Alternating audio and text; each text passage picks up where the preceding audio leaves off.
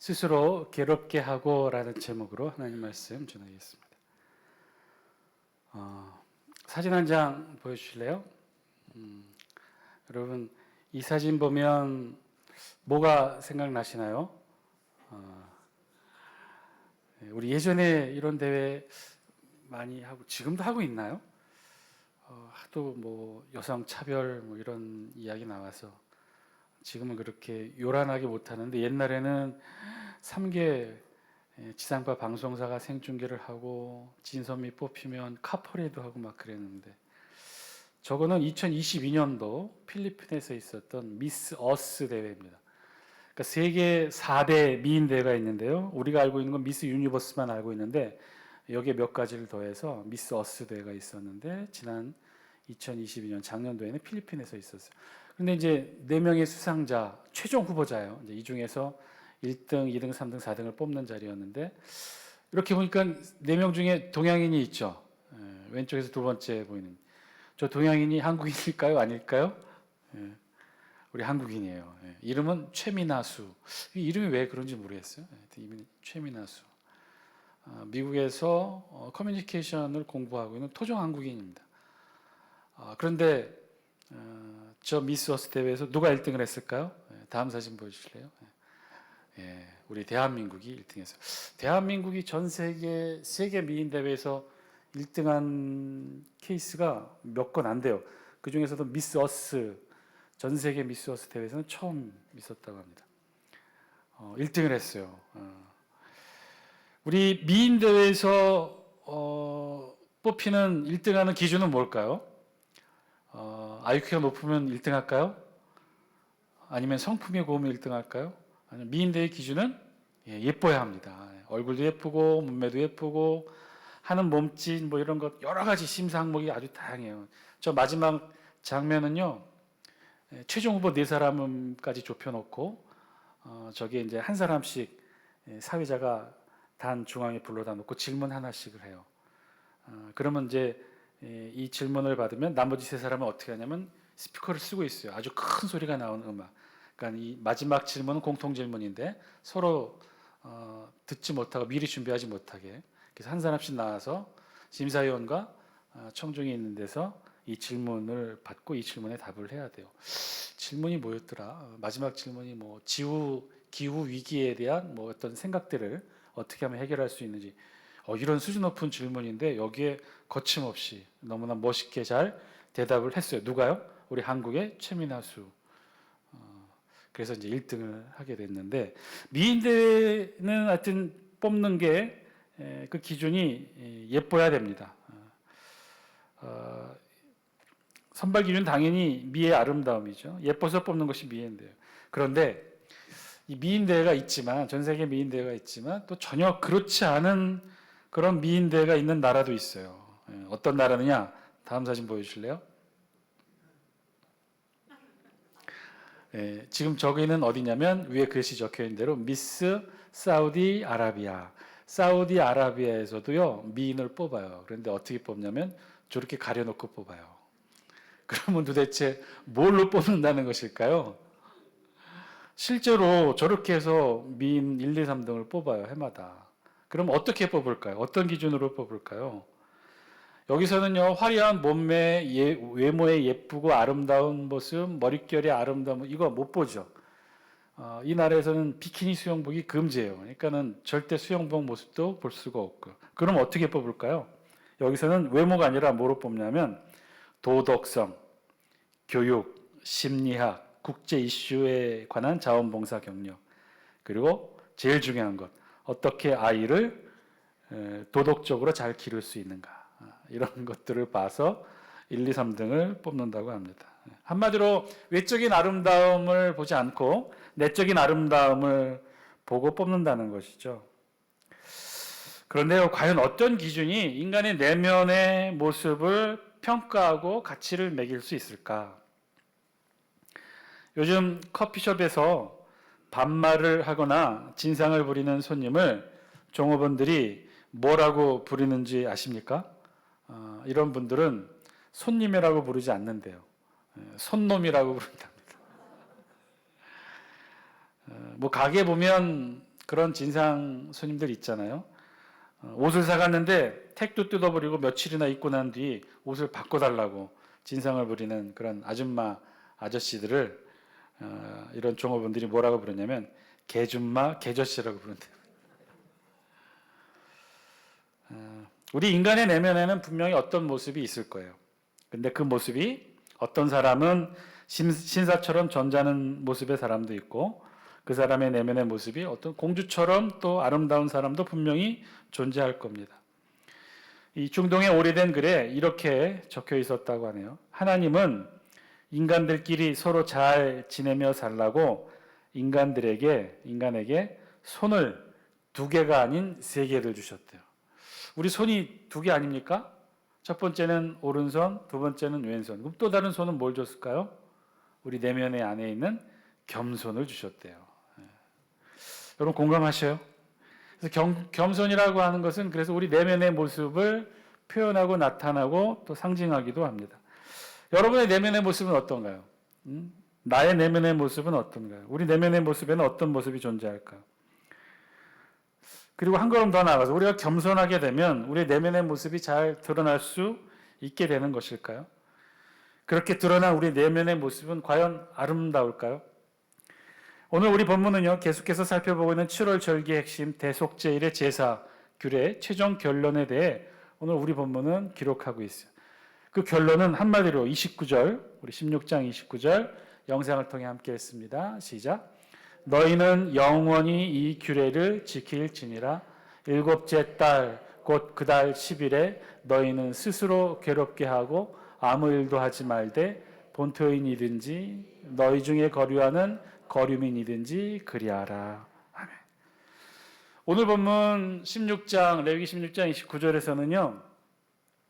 대속제일에 드려지는 제사 규례에 대해 한마디로 최종적으로 결론적으로 정리하고 있는데 그 내용은 딱 2가지 핵심적인 내용은 첫 번째는 너희는 영원히 이 규례를 지킬지니라. 그리고 두 번째는 너희는 스스로 괴롭게 하라. 첫 번째 영원히 이 규례를 지키라고 했어요. 이 규례라고 하면 곧 대속제일 제사 규례를 말합니다. 대속제일은 7째 달 곧 그 달 10일에 라고 우리 성경이 기록해 있는 것처럼 7월 절기 중에 가장 중요한 절기 중에 하나예요. 7월 절기에 우리 3가지가 다 몰려 있었다고 그랬죠. 7월 1일, 7월 10일, 7월 15일에 이스라엘의 7대 절기 중에 3절기가 다 몰려 있어요. 7월 1일에는 나팔을 불어서 전 이스라엘 백성들에게 나팔을 불어 이 이스라엘 백성들에게 나팔절 절기를 알리게 하고요. 7월 10일에는 오늘 우리가 보았던 16장에 있었던 말씀처럼 대속제일에 대한 규례가 이 7월 10일 대속제일이에요. 그리고 마지막 7월 15일에는 초막절 절기가 있어요. 3가지 다 중요한 절기인데 그 중에서도 가장 제사의 측면에서 있어서는 대속제일이 정말 중요한 절기였어요. 오늘 우리 본문은 이 7월 절기의 핵심인 7월 10일에 있는 대속제일의 그 제사 규례를 어떻게 하라고요? 영원히 이 규례를 지키라고 명령하고 계셔요.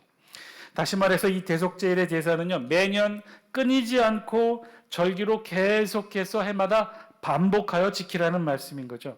매년 이 대속제일의 제사를 드리라고 명령하셔요. 매년 대제사장을 위해서 또 백성들을 위해서 속죄제 제사를 드리라는 거죠. 우리가 지난 시간을 거쳐서 우리가 대속제일에 어떻게 우리가 지켜지는지 잘 살펴봤어요. 대제사장을 위해서 수송아지 제물을 드리고 또 백성을 위해서는 순년소, 2 순년소, 하나는 제물로 드리고 하나는 아사셀로 광야로 보낸다고 했어요. 그리고 속죄제 제물, 대제사장의 속죄제 제물, 또 백성들을 위한 속죄제 제물, 그 제물을 하나님 앞에 번제단으로 드리고 그 제물의 피를 또 어떻게 한다고 그랬어요? 번제단에 뿌릴 뿐만 아니라 지성소 앞과 지성소의 동쪽 출입구, 즉 성소의 출입구에도 뿌리라고 말씀하셨죠. 자, 그렇게 피의 제사 의식을 매년 7월 10일에 대속제일에 계속해서 반복해서 영원토록 이 규례를 지키라고 말씀하고 있어요. 매년 해마다 이 동물의 피의 제사를 속죄제 제사로 드리라는 명령인 거죠. 사실 이는 동물의 피의 속죄 제사가 지니는 불완전한 한계성을 드러내주는 말씀이기도 해요. 이 동물의 피로 속죄함을 얻는 것은 그 유효기간이 얼마뿐이라는 거예요? 1년뿐이라는 거예요. 그리고는 해마다 계속해서 동물의 피를 흘려 그 피를 대속죄의 제물로 삼아야 우리의 죄가 속함을 받게 된다는 것이죠. 매년 동물을 잡아 대속죄를 드려야 했던 이유가 바로 여기에 있어요. 그리고 이 이유 때문에 어쩌면 이스라엘 백성들은 그토록 메시아 열망을 품어왔는지도 몰라요. 매년 대속죄 제사를 드릴 때마다 이 이스라엘 백성들은 눈앞에 펼쳐지는 동물 제사의 불완전한 이 제사, 1년짜리 한 개밖에 안 되는 이 1년짜리 불완전한 제사를 보면서 늘 마음속으로 꿈꿔왔다는 거예요. 완전한 제사, 완전해 단번에 드려지는 제사로 영원한 속죄를 얻게 되는 그런 제사, 그런 제사를 우리에게 주실 메시아에 대한 열망을 이스라엘 백성들이 자연스럽게 가지게 됐다는 거죠. 해마다 피의 제사를 드릴 때마다 늘 그런 메시아 열망, 그리스도에 대한 열망을 가져왔어요. 이 땅에 메시아가 오면 이 모든 동물 제사의 피의 제사도 더 이상 드려지지 않고 완전한 제사를 드릴 수 있을 것이라는 그런 소망을 가지게 됐던 거죠. 그리고 그런 완전한 속죄 제사의 열망은 정말 이 땅에 예수 그리스도께서 오심으로 완전히 해결이 되지요. 메시아가 오기까지 그렇게 이 대속죄 제사는 영원히 계속되어야 함을 오늘 성경이 말씀하고 있어요. 이게 첫 번째 말씀이고, 두 번째 29절에 있는 핵심 내용은 하반절에 있는 말씀, 그달 10일에 너희는 어떻게 하라고요? 스스로 괴롭게 하고 아무 일도 하지 말라. 너희를 스스로 괴롭게 하라는 거예요. 어떻게 하라고요? 스스로를 괴롭게 하고 이날에는 아무 일도 하지 말라는 거예요. 오직 하는 일은 스스로 괴롭게 하는 일만 하라는 거예요. 이게 대속죄일의 두 번째 특징, 스스로 괴롭게 하라는 말씀이에요. 스스로 괴롭게 하라. 이 말씀의 의미가 뭘까? 어떻게 하면 스스로 괴롭게 하는 것일까요? 스스로 괴롭게 하라의 이 괴롭게 하다의 원어의 이 단어 히브리어는 아나라는 단어를 사용합니다. 아나. 근데 이 단어의 가장 직접적인 뜻은 무엇이냐면요. 어떻게 해야 괴롭게 되느냐. 몸에 뭐 칼로 몸을 긁거나 어떤 스스로를 괴롭게 하고 뭐 물구나무 서기를 한다거나 뭐 그런 게 아니라 우리 성경 원어의 뜻에 아나의 단어의 뜻을 살펴보면 어떻게 스스로를 괴롭게 하느냐? 금식이에요. 금식. 음식을 먹지 않는 거예요. 금식하는 거예요. 그리고 여기에 이 아나라는 단어는 금식만을 의미하지 않고 금식과 함께 또 다른 괴로움을 함께 하는 거예요. 그러니까 금식만 하는 것이 아니라 먹지 않음으로 스스로를 줄이게 하고 괴롭게 한다는 뜻만이 아니라 금식함과 동시에 굵은 베옷을 입고 사람들 앞에서 통회하고 자복하고 머리에 재를 뿌리고 이렇게 기도를 하는 거예요. 금식하면서 하루 종일 이렇게 통회하며 기도하는 거예요. 그게 바로 오늘 우리 성경 스스로 괴롭게 하라는 말씀의 본뜻이에요. 여기에 사용된 괴롭게 하라 해석된 이 아나라는 히브리어의 단어에는 결국 이 금식하고 통회하고 참여하는 기도를 통해서 결국 궁극에 이르는 목적은 어떻게 하냐면요. 스스로를 낮추라는 거예요. 스스로를 낮추게 한다. 그래서 이 단어가 성경의 다른 곳에서는요. 무엇으로도 해석되어지냐면 겸손이라는 단어로도 해석되어진다는 거예요. 그러니까 스스로 괴롭게 하라는 말씀의 의미는 금식하고 통회하고 참회하고 기도를 하고 그래서 결국 그렇게 해서 어떻게 하는 거예요? 스스로를 낮추라는 거예요. 스스로를 낮춰서 겸손을 드러내는 삶을 살라고 명령하신 거죠. 그리고 이 대속죄일의 기간은 그렇게 길지 않았어요. 7월 9일 저녁부터 다음날 7월 10일 저녁 때까지 딱 하루 꼬박 하루 그렇게 하루 동안 금식하고 베옷을 입고 광장에 나와 죄를 뒤집어 쓰고 참회하고 통성으로 기도하고 그렇게 스스로를 낮추고 겸손을 드러내는 것. 이렇게 해마다 대속죄일에 이렇게 하나님 앞에 속죄의 제사를 드리라고 명령하십니다. 사실 우리 성경은요. 이렇게 대속죄일 규례에 대해 마지막 결론처럼 이후에도 쭉 이 내용을 반복하여 말씀하고 있어요. 우리 30절 말씀 영상을 통해 같이 한번 읽습니다. 시작. 이날에 너희를 위하여 속죄하여 너희를 정결하게 하리니 너희의 모든 죄에서 너희가 여호와 앞에 정결하리라. 이날에 너희를 위하여 속죄하여 너희를 정결하게 하리니 이렇게 대속죄일의 규례를 영원토록 행함으로 인해서 우리가 정결함을 받을 수 있게 된다는 거죠. 그리고 31절도 같이 읽습니다. 시작. 이는 너희에게 안식일 중에 안식일인즉 너희는 스스로 괴롭게 할지니 영원히 지킬 규례라. 계속해서 반복해서 말씀하고 있죠. 이렇게 대속죄일에 스스로 괴롭게 해서 속죄하는 규례를 영원히 지키라는 거예요. 스스로 괴롭게 하라. 왜 하나님은 대속죄일에 이렇게 스스로 괴롭게 하라고 명령하셨을까요? 원어의 뜻은 우리가 살펴본 대로 금식하는 거예요. 굵은 베옷을 입고 통회하고 참회하면서 하루 동안 스스로 줄여 금식하는 거예요. 그렇게 스스로 낮춰서 겸손하게 하루를 보내는 것이죠. 그러면 질문해 봅니다. 우리 스스로가 줄이고 금식하고 참회하고 통회하고 그리고 스스로 낮아져서 겸손하게 되면 그러면 우리 속죄하게 되는 것인가요? 그것도 아니잖아요. 지난 시간에 살펴본 대로 인간의 죄는 이 세상 그 어떤 것으로도 대신할 수 있다 없다? 없다고 그랬어요. 이 세상의 그 어떤 것도 우리의 주홍같이 붉은 죄를 대신할 수는 없다고 그랬어요. 동물의 피도 심지어 예수 그리스도의 보혈의 피도 우리의 죄를 없던 것으로 만들 수는 없다는 거예요. 이 세상의 그 어떤 것도 우리의 죄를 대신할 수 있는 것은 없다고 그랬어요. 그럼 어떻게 해요? 단지 가려줄 뿐이라고 그랬어요. 가려줄 뿐. 1년에 한 번씩 동물의 피로 가리느냐? 단번에 드려진 예수 그리스도의 보혈로 영원히 가리워지느냐? 그 차이만 있을 뿐 우리의 주홍과도 같은 붉은 죄는 이 세상의 그 어떤 것으로도 대신할 수 없다고 했습니다. 그렇다면 왜 우리는 대속죄일에 이 아나 스스로 괴롭게 하고 금식하고 줄이고 낮아져서 겸손해져야 되는 것일까요? 그 이유가 뭘까요? 왜 우리는 스스로 괴롭게 하는 것일까요? 그렇게 스스로 낮아져서 겸손하면 그 겸손이 좋은 미덕이 되니까 그 겸손이 정말 모습이 보기 좋아서 하나님이 그렇게 하라고 명령하신 것일까요? 중동의 어느 앞에서 읽어드렸던 글처럼 하나님이 우리에게 세 개의 손을 만들어 주셨고 그 중에 하나의 손인 겸손으로 우리를 표현하는 것이 아름답고 좋은 미덕으로 보이기 때문에 그래서 하나님이 우리에게 낮아져서 겸손하라고 명령하신 것일까요? 어떻게 보면 오늘 우리 본문 구약의 말씀과 함께 신약의 예수님의 성품으로 알려진 이 겸손은요, 그래서 우리 기독교의 신앙적, 도덕적 미덕으로 여겨져 왔어요. 우리 기독교인들은 그래서 겸손이 미덕이에요. 기독교인들은 당연히 겸손을 표현할 줄 알아야 된다라고 여기게 됩니다. 우리 기독교의 중요한 덕목 가운데 하나가 그래서 겸손이 되었어요. 겸손이 그렇다면 무엇이고 왜 우리는 스스로 낮아져서 겸손해야 되는 것일까? 그 진짜 목적과 의미는 무엇일까? 그것을 알아야 사실 오늘 본문 말씀 스스로 괴롭게 하라는 말씀의 참뜻을 우리 깨달아 알 수 있게 됩니다. 우리가 여러분 스스로 괴롭게 해서 그렇게 낮아지면 우리 안에 겸손이 드러나게 되는 것일까요? 여러분 겸손의 모습을 보셨나요? 어떤 모습이 겸손인가요? 우리가 알고 있는 겸손의 모습, 표현되어지는 모습은 어떤 것일까요? 양보하고 솔선수범하고 스스로 어려운 일을 자처하고 한순간도 자신을 편히 놓지 않고 쉴 새 없이 분주히 어떤 목적을 가지고 일하고 스스로를 낮추고 이런 게 겸손일까요? 어떤 게 겸손이죠? 이 낮아진다는 것이 무엇일까요? 양보하고 열심히 일하고 좋은 말과 좋은 표현을 하는 게 겸손의 모습일까요? 어떻게 하는 게 낮아지는 것일까요?